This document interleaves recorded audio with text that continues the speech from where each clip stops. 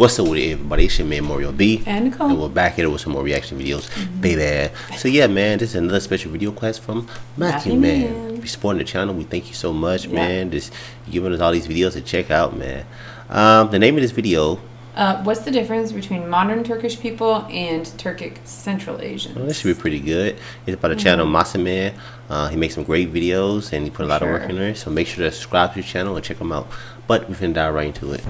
Demographically speaking, the country of Turkey is one of the most intriguing in the old world, being linguistically, ethnically, and culturally distinct from almost all of their neighbors. But they're a part of a larger ethno-cultural group known as the Turkic world, being united in their uses of the various Turkic languages and Turkic culture. However, there are vast differences between the terms Turkic and Turkish and huge varieties among the Turkic peoples. Turkic peoples are unique as the dozens of Turkic ethnic groups are very phenotypically distinct, with there being Turkic peoples from North Asia, Central Asia, Russia, the Middle East, North Africa, and Europe. And these differences largely stem from the conquest and migration brought about by a slew of different empires, which we'll discuss in this video. As mentioned earlier, the Turkic peoples are defined as any ethnic group that natively speaks a Turkic language, a language family that has been hypothesized to be related to various others such as Mongolian or Uralic. The original Turkic homeland has been postulated to be in Northeast Asia, or Siberia as it's known now, and the Turkic peoples migrated southwest into Central Asia shortly before the rise of the Mongol Empire, which nearly wiped out the former Central Asian population, or at least heavily negatively impacted their numbers. When the Turkic peoples migrated into these territories in the 8th century AD, they gradually assimilated and mixed with the old people groups that lived there, an Indo-European population who were intermediate between the Iranians of the Middle East and Slavic peoples of Eastern Europe. However, the Turkic languages would become dominant in all of Central Asia, replacing the Indo-Iranian languages. The original Turkic peoples that lived in Siberia are actually still around, and their phenotype is fairly North Asian, and most of the various ethnicities can be seen as shades of purple on this map, with the Yakuts, Tuvans, Altays, and Kakhas. These groups are all located in modern Russia, and Yakuts and Kakhas are mostly Russian Orthodox, while the Altai are split between Orthodoxy and animistic religions, while the Tuvans are overwhelmingly Buddhist.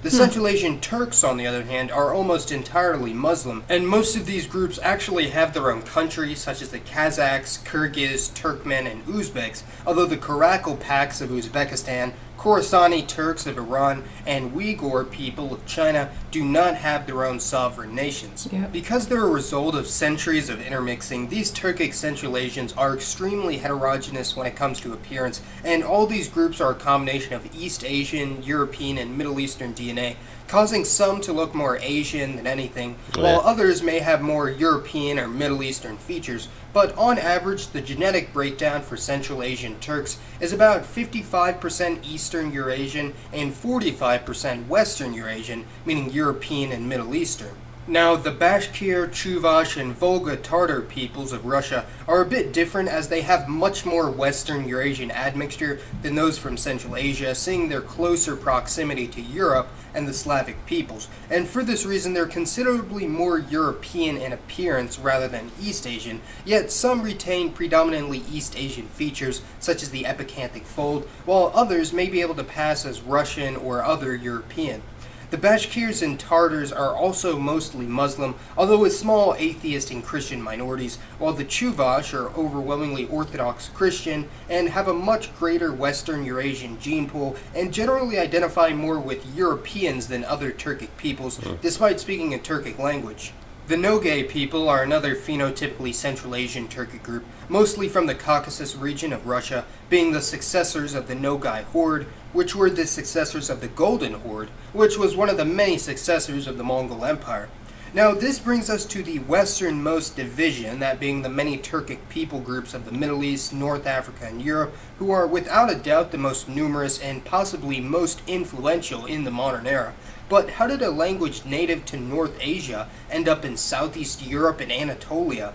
The Oghuz Turks migrated from Central Asia around the 10th century AD and established the Seljuk Empire, spanning almost all of the northern Middle East. However, they were largely a dominant minority, with the initial number of Central Asian migrants being fairly small.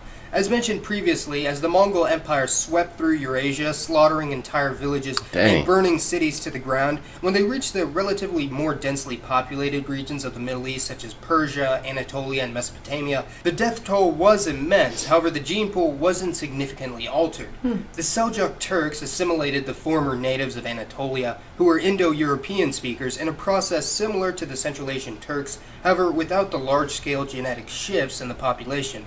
The Middle Eastern Turks are clearly far different in appearance than the Central Asian Turks, with various sources stating that Central Asian admixture on average is around 5 to 20%, meaning that Eastern Eurasian admixture among Turkish people is minimal when compared to Kazakhs or Uzbeks. The Middle Eastern Turkic people groups are almost all remnants of the former Ottoman Empire, which spanned a very large area including almost all of Southwest Asia, most of North Africa and the Balkans, and as such have huge degrees of admixture from the various native peoples that surround them. The largest Turkic group would have to be the Turks from Turkey proper, which is also known as Anatolia or Asia Minor, who make up around 70% of the Turkish state and are dominant in the Turkic world. There are also minorities of ethnic Turks in many areas of the former Ottoman Empire, especially in the Balkans, making up a little under 10% in Bulgaria, with smaller amounts in places like Macedonia, Albania, the former Yugoslavia, and the island of Cyprus. There are also Turks in northern Mesopotamia and the Levant, including Iraq, Lebanon, and Syria, and the region of Turkmeneli, and are known as Turkomen or Turkmen, not to be confused with the Turkmen from the Central Asian country of Turkmenistan. And their language is somewhat intermediate between Turkish and Azeri, and there are also remnants of former Ottoman officials and settlers, numbering around 3 to 5 million in total.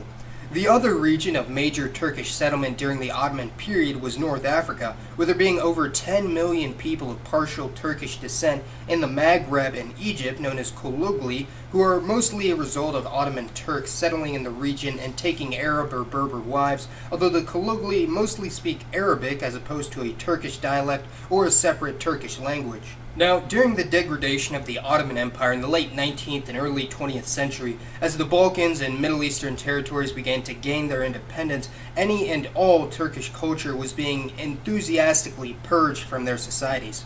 This unfortunately led to a mass persecution of the Turkish minorities living in the Maghreb, the Levant, and the Balkans, who were seen as foreigners and invaders, and during this period around 1900 to 1920, literally millions of Turkish families from the Ottoman Empire, and even places in the Russian Empire that had Muslim Turkic populations, such as the Crimean Tatars, were fleeing from these territories and settling in Anatolia. Even after the dissolution of the Ottoman Empire and the independence of the Balkan countries, non-Turkic Islamic minorities such as Muslim Greeks, known as Romaika, Muslim Bulgarians, known as Pomaks, or Bosniaks, who were Muslim Slavs, still poured into Turkey in large numbers, fearing the backlash and anti-Islamic sentiments in these newly independent countries. These migrants were known as muhajirs and were essential to the Turkish population, being one of the main reasons for the extreme population growth in Turkey in the 20th century, with the population growing exponentially after 1920. The population of Turkey exploded from only 10 million in 1920 to almost 80 million today, a change of 800%, with the unusually high growth rates being contributed to the expatriation of ethnic Turks and other Muslims from the former Ottoman Empire, and exceptionally high birth rates, which you can see when compared to a country like Germany, whose population has remained fairly stagnant in the past 60 years, while Turkey's has skyrocketed during the same period, although birth rates have lost considerable momentum in recent times. There were also a large number of non-Turkic Muslim groups from the Caucasus migrating to Turkey, such as the Chechens, Abkhazians, Ossetians, Kabardin-Lays, and possibly the most significant of them all, the Circassians, who came from Circassia in southern Russia, where almost the entire population fled to Anatolia during the Russian conquest of the Caucasus in the late 1800s. It's estimated that around 10% of Turkey's population has some Caucasian descent from this wave of migrants, and at least 20% has ancestry from the muhajirs from Southeast Europe and the rest of the former Ottoman Empire, which has significantly impacted the genetics of the modern Turkish people, although it is difficult to determine just how much, as Turkey hasn't held an ethnic census since 1960. The other major Turkic Interesting. group in the Middle East would be the Azeris, who inhabit not only the country of Azerbaijan, but parts of eastern Anatolia, Georgia, and a large chunk of northwest Iran, known as southern Azerbaijan, where possibly more ethnic Azeris live than the actual country of Azerbaijan itself. Wow. Azeris are heavily related to and closely connected to Turkish people, with Azeri and Turkish being partially mutually intelligible, although it's incredibly unlikely that they'd unite as a single country anytime soon. There are also other Turkic minorities in Iran, such as the Kashkai, and in the Caucasus, such as the Karachi, Kumyks, and Balkars, who are all Islamic and are similar in appearance to the Turks and Azeris, along with one of the two oldest Turkic groups in Europe, that being the Crimean Tatars. And although Crimean Tatar is a Kipchak language like Kazakh and Kyrgyz, because of the huge influence of the Ottoman Empire, their language is now closer to Turkish, with some Crimean Tatar and Turkish speakers actually being able to understand each other. The last Turkic group, and one of the more interesting, are the Gagauz people from Moldova and Ukraine, descended from Turkic migrants from before the Ottoman era, and as such, they are one of the only Orthodox Christian Turkic ethnic groups in the region, and genetically are almost entirely European, having mixed with the surrounding population for hundreds of years. There are large diasporas of Turkish and Turkic peoples all around the world, including 9 million Turkic people in Europe, mostly Turks in Germany, Benelux, France, the UK, and Bulgaria, although this excludes Eastern Thrace, which is the European part of Turkey.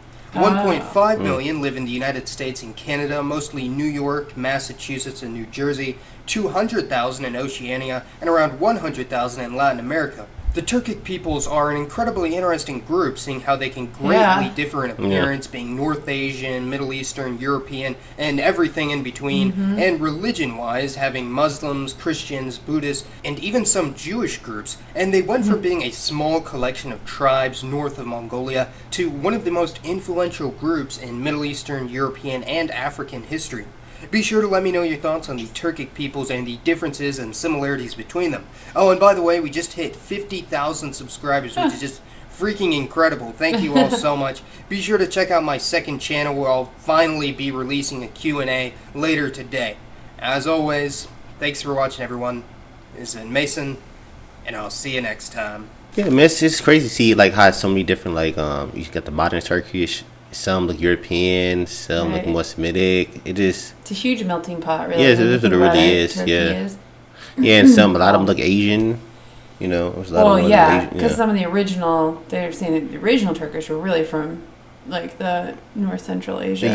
So that's why they have some of that in there. Yeah. But then so many people just migrated from different areas, like those people that came from Russia. They all intermingled. Yeah, I mean, and then you mix in and it have all the different features. Yeah, so it's pretty cool.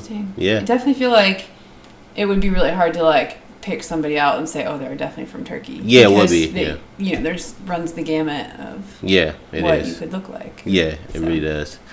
Yeah, man. Thank you, Matthew, man. Thank you for another video request and your support of the channel. We definitely appreciate you. Absolutely. Also subscribe to Massa Man.